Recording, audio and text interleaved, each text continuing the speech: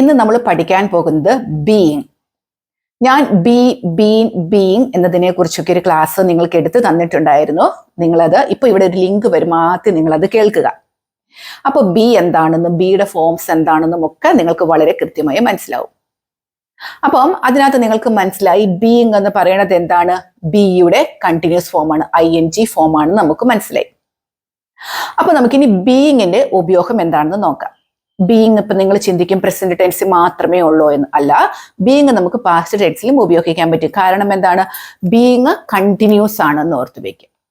മനസ്സിലായല്ലോ? അപ്പൊ നമുക്ക് ബീയിങ്ങിന്റെ ഒന്നാമത്തെ ഉപയോഗം ബീയിങ് പ്ലസ് അഡ്ജക്റ്റീവ്. ബീയിങ് എന്ന് പറഞ്ഞാല് ഇപ്പൊ നമ്മൾ ഒരു കുട്ടിയെ കൊണ്ട് പോവുകയാണ്, കുട്ടി എപ്പോഴും ശല്യവാക്കാണ്, ഓടി നടക്കുക, ഒച്ച ഉണ്ടാക്കുക, ബഹളം ഉണ്ടാക്കുക, അങ്ങനെയൊക്കെയുള്ള ഒരാളാണ്. അപ്പൊ നമ്മളെ ഒരു ഫംഗ്ഷന് ചെന്നപ്പോൾ അവൻ നല്ല മിടുക്കരായിട്ട് ഇരിക്കുന്നത് കാണുകയാണ്. അപ്പോൾ നമ്മൾ പറയാണ് ഹി ഈസ് ബീയിങ് ഗുഡ്. എന്താണ്? ആക്ച്വലി അവൻ മിടുക്കനായിട്ടിരിക്കുവോ? ഇല്ല. പക്ഷെ അപ്പോൾ അവൻ ഹി ഈസ് ബീയിങ് ഗുഡ്. അപ്പോൾ ആ നേരത്ത് മിടുക്കനായിട്ടിരിക്കുകയാണ്, ഹി ഈസ് ബീയിങ്. ഇനി അതെല്ലാം അങ്ങോട്ട് നമ്മൾ വീട്ടിൽ വന്നിട്ട് പറയുകയാണ് അവൻ മിടുക്കനായിരുന്നു, ഹി വാസ് ബീയിങ് ഗുഡ്. പക്ഷെ അവൻ എപ്പോഴും മിടുക്കനാണോ? അല്ല. അപ്പോൾ ഇപ്പോൾ ഉള്ള അവസ്ഥയെ പറയാനാണ് നമ്മൾ ബീയിങ് പ്ലസ് അഡ്ജക്റ്റീവ് ഉപയോഗിക്കുന്നത്. ഇനി ഷീ ഈസ് കൈൻഡ്. അവൻ ദയുള്ളവനാണ്. ഇനി എപ്പോഴും ആരോടും ദയൊന്നും കാണിക്കില്ല, ഭയങ്കര ദേഷ്യത്തിൽ സംസാരിക്കുന്ന ഒരു വ്യക്തിയാണ്. പക്ഷേ ഇപ്പോഴത്തേക്ക് മാത്രം അവൻ ദയുള്ളവനായിട്ട് പെരുമാറുകയാണ്. She is being kind. ഇപ്പം കൈൻഡ് ആയിട്ട് പെരുമാറുകയാണ്. She was being kind. ആയിരുന്നു. അപ്പൊ നിങ്ങൾക്ക് മനസ്സിലായോ? എന്ന് കരുതി എപ്പോഴും ദയോട് പെരുമാറുന്ന ആളാണോ? കരുണയോട് കൂടി പെരുമാറുന്ന ആളാണോ? അല്ല. ബീയിങ് ഇപ്പോ അങ്ങനെയാണ്. അതിനാണ് നമ്മൾ എന്ത് ഉപയോഗിച്ചത്? ബീയിങ് ഉപയോഗിക്കുന്നത്. ഇപ്പോ നമുക്ക് വേറൊരു എക്സാമ്പിൾ നോക്കുകയാണെങ്കിൽ, നമ്മുടെ ഒരു കുട്ടി മടിയൊന്നും ഇല്ലാത്ത ആളാണ്, നന്നായിട്ട് സ്മാർട്ടാണ്, നന്നായി പഠിക്കുന്ന കുട്ടിയാണ്. പക്ഷേ now she is being lazy. ഇപ്പൊ അവൻ എന്താണ്? മടിയാണ്. She is being. എന്നും മടിയുണ്ടോ? ഷീ ഈസ് ബീയിങ് ലേസി എന്ന് പറഞ്ഞാൽ എന്നും മടിയുള്ള ഒരു കുട്ടിയാണെന്നാണോ അർത്ഥം? അല്ല. ഇപ്പോഴവന് പഠിക്കാൻ മടിയാണ്. She is being lazy. അപ്പോ ബീയിങ് പ്ലസ് അഡ്ജക്റ്റീവ് എന്താണെന്ന് മനസ്സിലായല്ലോ. ഇപ്പോഴത്തെ അവസ്ഥ എന്താണ് അത് പറയാനാണ് നമ്മൾ ഉപയോഗിക്കുന്നത്. നമ്മുടെ എന്നും അങ്ങനല്ല, നമ്മൾ ഇപ്പോ എന്താണോ, നമ്മൾ ചില സാഹചര്യങ്ങളിൽ നമ്മൾ ചില സ്വഭാവങ്ങളായി മാറും. ആ ഒരു സമയത്ത് നമുക്ക് ദേഷ്യത്തോടെ പെരുമാറേണ്ടി വരും, ആ ഒരു സമയത്ത് ഭയങ്കരമായിട്ട് ചിരിച്ച് പെരുമാറേണ്ടി വരും. അതൊക്കെ ആ ഒരു നേരത്തേക്കുള്ളതാണ്. അപ്പോഴാണ് നമ്മൾ she is being, Xi was being plus adjective കൊടുക്കുന്നത്. ഈ ഒരു സെക്ഷൻ നിങ്ങൾക്ക് മനസ്സിലായല്ലോ. ബീയിങ്ങിന്റെ പെട്ടെന്ന് തന്നെ കമന്റ് ബോക്സിൽ ബീയിങ് പ്ലസ് അഡ്ജക്റ്റീവ് ചേർത്തിട്ട് ഒരു സെന്റൻസ് പെട്ടെന്ന് തന്നെ കൊടുത്തോളൂ. നെക്സ്റ്റ് ബീയിങ്ങിന്റെ ഉപയോഗം. ബീയിങ് നമ്മൾ V3 ഫോമിന്റെ കൂടെ ഉപയോഗിക്കും.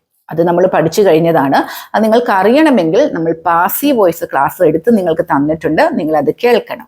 അപ്പൊ ഇപ്പം പാസീവ് വോയിസിന്റെ ക്ലാസ് കേൾക്കുന്നവർക്ക് ചെറിയൊരു ബുദ്ധിമുട്ട് പോലെ തോന്നും.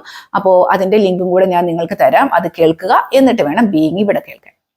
V3 form, past participle being.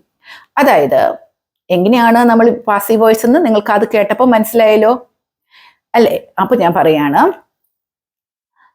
My mom is cooking lunch എന്ന് പറഞ്ഞാൽ എന്താ?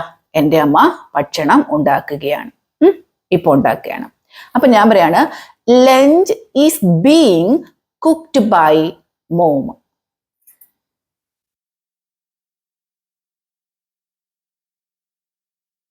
എന്താണ് ഞാൻ പറഞ്ഞത്? Lunch is being cooked by mom. അമ്മയാല് ലഞ്ച് ഉണ്ടാക്കപ്പെട്ടു. പിന്നെ the book was being written by Alex. അലക്സാൽ എഴുതപ്പെട്ടതാണ്. അപ്പൊ എന്താണ് ഇത്?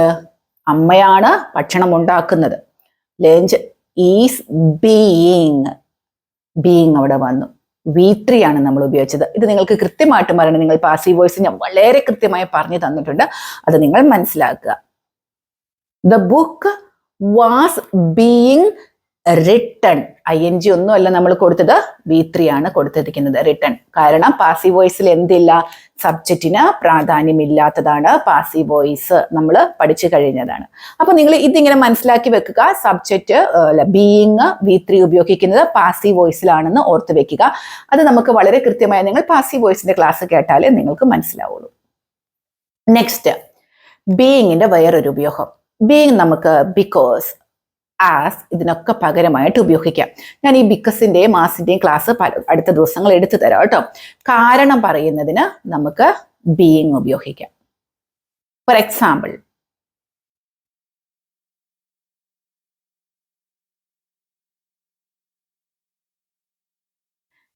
Being rain she couldn't come. മഴ ആയതുകൊണ്ട് അവൾക്ക് വരാൻ കഴിഞ്ഞില്ല. Being rain she couldn't come, വരാൻ കഴിഞ്ഞില്ല. നമുക്കിപ്പോ ബിക്കോസ് വെച്ച് പറയണമെങ്കിൽ ബിക്കോസ് ഇറ്റ് വാസ് റെയിനിങ് എന്ന് നമ്മൾ പറയണം. പക്ഷെ നമ്മളിവിടെ ബീയിങ് ഉപയോഗിച്ച് പറഞ്ഞപ്പോ എങ്ങനെ പറഞ്ഞു? ബീയിങ് റെയിൻ, മഴയായത് കാരണം ഷി കുഡിന്റ് കം, അവൾക്ക് വരാൻ കഴിഞ്ഞില്ല. നെക്സ്റ്റ് ഒരു സെന്റൻസ്,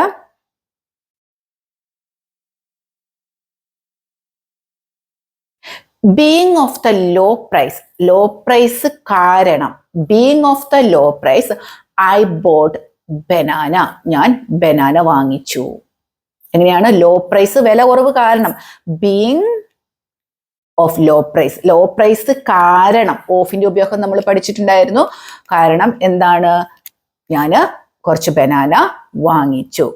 അപ്പോ ഇവിടെ നമ്മൾ എന്തിനാ ഉപയോഗിച്ചത്? ബീയിങ് ഉപയോഗിച്ചത് കാരണം, കാരണത്തിനാണ് നമ്മൾ ബീയിങ് ഉപയോഗിച്ചത്. തണുപ്പ് കാരണം ഞാൻ നേരത്തെ ഉറങ്ങി. പെട്ടെന്ന് കമന്റ് ബോക്സ് ചെയ്തോളൂ. എന്താണ്? തണുപ്പ് കാരണം ഞാൻ നേരത്തെ ഉറങ്ങിപ്പോയി. നമ്മുടെ ബീയിങ് ഉപയോഗിച്ച് പെട്ടെന്ന് തന്നെ നമ്മുടെ കമന്റ് ബോക്സിൽ കൊടുത്തോളൂ. അപ്പൊ ബീയിങ്ങിന്റെ മറ്റൊരു ഉപയോഗം കൂടി പഠിച്ചു. എന്താണ്? കാരണം പറയാൻ നമ്മൾ ബീയിങ് ആണ് ഉപയോഗിക്കുന്നത്. ഇനി അടുത്ത ഉപയോഗം ബീയിങ്.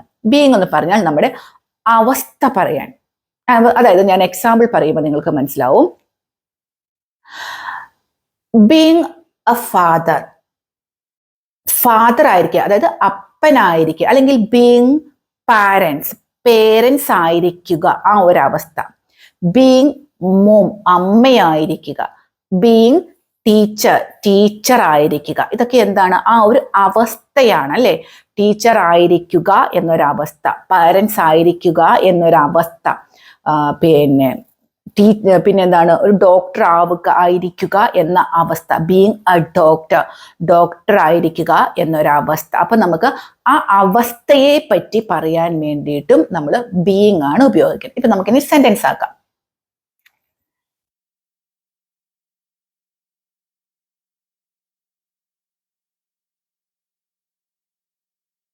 സെന്റൻസ് നോക്കാം.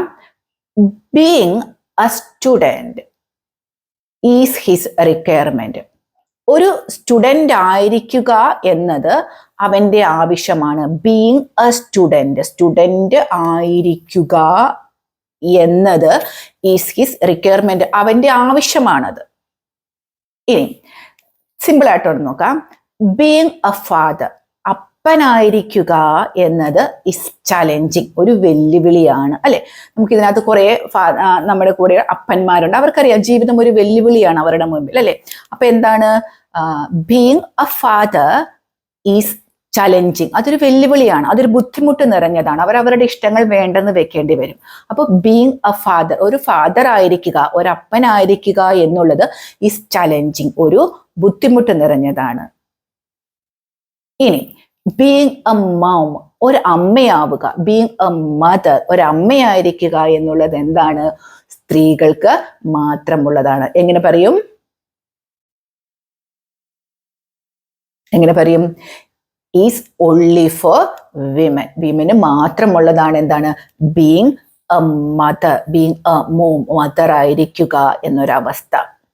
അപ്പം അതെന്താണ്? ഈ അവസ്ഥയായിരിക്കുക എന്നുള്ളത്. ബീയിങ് എ ടീച്ചർ, ടീച്ചർ ആയിരിക്കുക എന്നത് എന്താണ്? സന്തോഷമുള്ളതാണ്. അപ്പം നമ്മളിപ്പോ എത്ര കാര്യങ്ങൾ ബീയിങ് കൂട്ടി പഠിച്ചു? ബീയിങ് ഒന്നാമത്തെ ഉപയോഗം നമ്മൾ പഠിച്ചത് നമ്മുടെ സ്വഭാവമല്ല, പക്ഷെ ഇപ്പോൾ അങ്ങനെയാണ് പെരുമാറുന്നത്.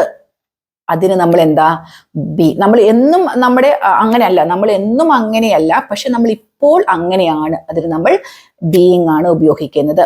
രണ്ടാമത് നമ്മൾ പഠിച്ചത്, ഫസ്റ്റ് പഠിച്ചത് ബീയിങ് അഡ്ജക്റ്റീവ്, പിന്നെ being V3 past participle passive വോയിസിൽ പഠിച്ചു. മൂന്നാമത് നമ്മൾ പഠിച്ചത് ബീയിങ് എന്താണ്, കാരണം പറയാൻ നമുക്ക് ബീയിങ് ഉപയോഗിക്കാം എന്ന് നമ്മൾ പഠിച്ചു. നാലാമത് നമ്മൾ പഠിച്ചത് ബീയിങ് എന്താണ്, ആ അവസ്ഥ, നമ്മൾ ആയിരിക്കുന്ന അവസ്ഥ അത് പറയാൻ വേണ്ടിയിട്ട് നമുക്ക് ബീയിങ് ഉപയോഗിക്കാം എന്നും പഠിച്ചു.